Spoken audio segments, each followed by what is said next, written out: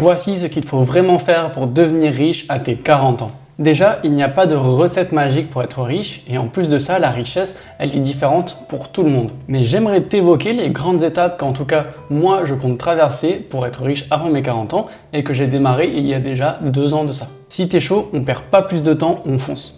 Tout d'abord, selon moi, le plus important, ça va être de commencer à investir en bourse. Pourquoi commencer à investir en bourse? Parce que selon moi, c'est l'outil le plus simple et efficace pour commencer à faire de grosses rentabilités avec de petits montants rapidement. Selon moi, la bourse a un avantage énorme sur les autres placements, c'est hyper simple et facile d'utilisation. Comparé à un investissement immobilier où il te faut beaucoup de connaissances et de la formation, du temps et c'est très chronophage comme investissement, la bourse, quant à elle, va pouvoir t'offrir de très gros rendements, entre 10 et 12% à l'année, sans trop te prendre la tête. De plus, c'est l'outil le plus simple pour commencer à faire ses preuves et à avoir des bases dans l'investissement en général. Il va te permettre de te familiariser avec des notions comme les intérêts composés, la patience, c'est un outil très important quand tu es investisseur, ou encore les notions de rentabilité et de rendement qui peuvent paraître très simples mais qui ne le sont pas toujours. En plus, en France, on peut bénéficier d'enveloppes fiscales comme les PEA ou les assurances vie qui permettent d'avoir un avantage fiscal lorsque la maturité du contrat arrive. En l'occurrence, le PEA c'est 5 ans et l'assurance vie 8. De plus, et c'est l'élément le plus important je trouve en bourse, les intérêts composés comme je te l'ai expliqué tout à l'heure. La notion d'intérêt composé, c'est le fait de bénéficier de gains d'intérêt sur les intérêts déjà générés. Imagine que tu aies mis 1000 euros, l'année d'après tu auras pris 10%, tu auras en tout 1100 euros, donc tu toucheras des intérêts sur 1100 euros et plus sur 1000.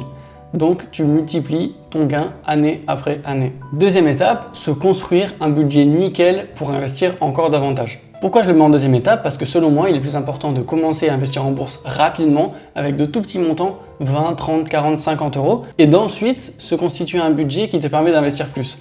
100, 200, 300 euros. Je vais te parler rapidement de la méthode que j'utilise, la méthode 50-30-20 pour avoir un budget parfaitement équilibré. Cette méthode 50-30-20 te permet de découper ton budget, donc ce que tu gagnes, en 3 catégories principales. La première, qui représente 50% de ton budget, qui sont tes dépenses fixes, comme ton loyer, tes assurances, tes dépenses alimentaires, tout ce que tu es obligé de payer dans ton mois. La seconde, 30% qui représente tes dépenses loisirs et plaisirs, comme ton abonnement au sport, tes sorties cinéma, tes restaurants, tes bars, etc. Pour finir, 20% qui représente ton épargne et tes investissements. Ce budget doit être réalisé correctement, mais le plus important, c'est de le suivre à la lettre dans le temps. Si tu découpes correctement ton budget, ton salaire, comme je te l'ai expliqué juste avant, tu vas pouvoir peut-être récupérer 50, 100, 200 euros de plus à investir en bourse et c'est pas négligeable. Troisième étape, on reste encore dans le fait d'investir toujours plus en bourse, on va réinvestir tes primes et tes augmentations de salaire. Oui, tu as sûrement envie de te faire plaisir avec ces primes et ces augmentations de salaire pour augmenter ton niveau de revenu, mais fais-moi confiance, ce n'est pas le plus important à l'heure actuelle. Le plus important, c'est de te construire un patrimoine solide. Une fois qu'il sera construit, tu pourras te faire plaisir autant que tu veux. Prenons un exemple tout bête, tu touches 1000 euros de participation cette année et tu te dis, bon, je vais les retirer et je vais les placer sur mon PEA, tout simplement. Autre exemple, tu as fait une super année dans ton entreprise, ils te félicitent avec 50 euros de plus par mois à partir de l'année prochaine, profites-en pour mettre 50 euros de plus par mois en versement programmé sur tes investissements. Plus tu investis, plus le montant à fructifier est grand, plus tu augmentes les intérêts composés année après année, plus tu accélères ta liberté financière. Petit aparté, en description, tu retrouveras mon agenda personnel. En ce moment, j'offre un appel téléphonique gratuit à tout le monde pour qu'on puisse parler de ta situation et que je puisse t'apporter des pistes concrètes d'amélioration. Alors n'hésite pas, je ne mange pas. Quatrième étape, je te conseille d'investir en immobilier. Évidemment, on a déjà passé les 3 premières. Là, on arrive à quatrième, on a commencé à avoir un joli montant en bourse, on commence à avoir des réelles connaissances, on s'est formé et maintenant on va aller sur quelque chose qui peut rapporter plus de performance mais qui est nettement plus difficile. Il y a 2 manières d'investir en bourse, en tout cas principale, c'est l'investissement locatif et l'achat-revente. Pour l'investissement locatif, c'est simplement le fait d'acheter un bien immobilier, peut-être faire quelques travaux dedans, l'aménager pour accueillir un locataire et percevoir des loyers mensuels. Les loyers que tu vas percevoir vont partir en partie dans ton crédit, mais l'autre partie, si tu arrives à en dégager une, si ton investissement est bon, tu vas pouvoir le réinvestir encore une fois en bourse. Et c'est là où on va commencer à multiplier les sources de revenus. L'achat-revente, c'est le fait d'acheter un bien immobilier, souvent avec beaucoup de travaux, que tu vas rénover entièrement. Une fois rénové, il va valoir plus que la valeur dont tu l'as acheté, donc tu vas te faire un joli billet en ayant travaillé peut-être 1 ou 2 ans dessus.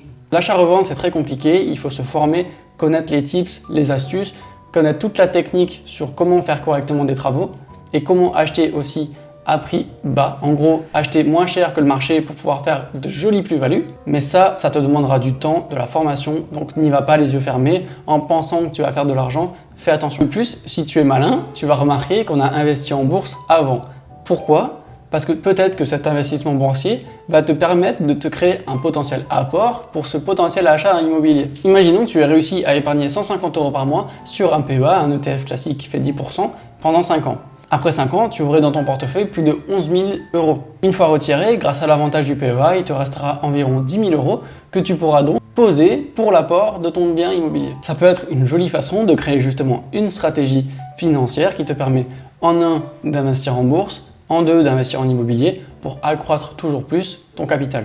Attention, encore une fois, pour faire des bons investissements immobiliers, il faut s'y connaître et avoir beaucoup de connaissances.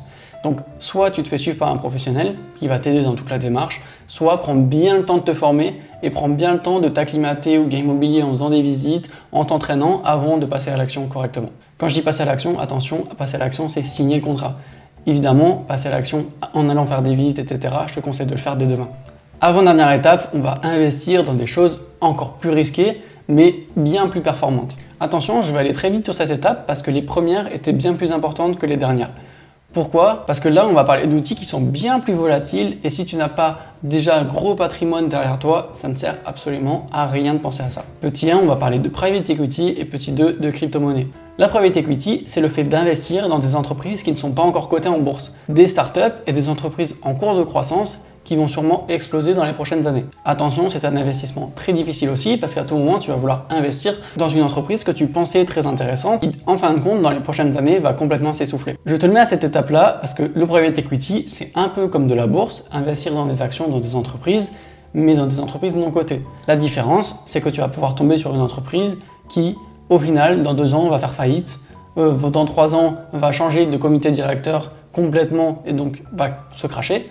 Tu n'es plus sur des entreprises déjà solides. En bourse, tu vas investir sur des entreprises comme Total. Bon, il faudrait y aller pour qu'elle fasse faillite. Ensuite, la crypto-monnaie, je pense que si tu es là, c'est que tu connais probablement ce que c'est, mais c'est de la monnaie numérique. C'est quelque chose de très très spéculatif. Il faut connaître les projets crypto, il faut s'y intéresser, ou bien si tu veux pas te prendre la dette, tu investis sur Bitcoin, Ethereum et les plus grosses, en DCA classique, mais attention, tout ce que tu vas investir, sois prêt à le perdre. Si tu as suffisamment de connaissances et si tu es bon dans les 2 domaines que je viens de te parler, private equity et bourse, tu vas pouvoir passer d'un rendement annuel de 10% à plus de 15-20% par an. C'est énorme, mais tu vas prendre beaucoup plus de risques. Donc si tu n'as pas déjà une bourse solide, des investissements immobiliers solides et une épargne de sécurité et de précaution qui est là en cas de coup dur, je te conseille de ne pas aller sur ce genre de produit. 6e étape, et là on arrive sur les maîtres de la finance, les maîtres du patrimoine. Quand tu arrives là, tu as déjà un très très joli patrimoine et tu n'as rien à envier aux 1% de la population. Dans cette 6e étape, on va parler d'investir dans des business déjà existants.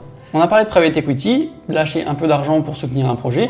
Là, on va parler d'investir dans un business déjà existant, donc d'acheter les parts et de posséder 50% de l'entreprise au moins. Attention, tout le monde n'a pas la fibre de l'entrepreneuriat. C'est pas un souci si tu ne veux pas entreprendre, si tu ne veux pas être à la tête d'une entreprise, mais si tu veux encore développer ton patrimoine, continue sur les précédentes étapes qui vont te permettre déjà de développer très très correctement ton patrimoine. Ici, on va parler de quelque chose qui va te faire exploser les plafonds de verre du gain d'argent. Attention, à cette étape, non seulement il faut avoir la fibre entrepreneuriale, mais aussi les compétences et les connaissances.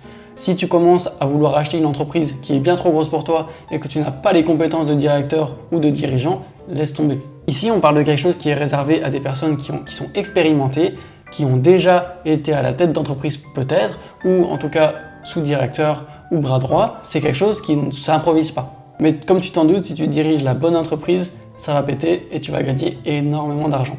Évidemment, cet argent, on le réinvestit en bourse, tu connais. En tout cas, merci beaucoup d'avoir regardé cette petite vidéo. Comme d'habitude, tu peux like et t'abonner, ce serait trop gentil. Et tu as toujours en description mon lien vers mon agenda personnel pour prendre le petit rendez-vous téléphonique. Ce serait avec plaisir en tout cas que je te rejoindrai au téléphone. À très vite.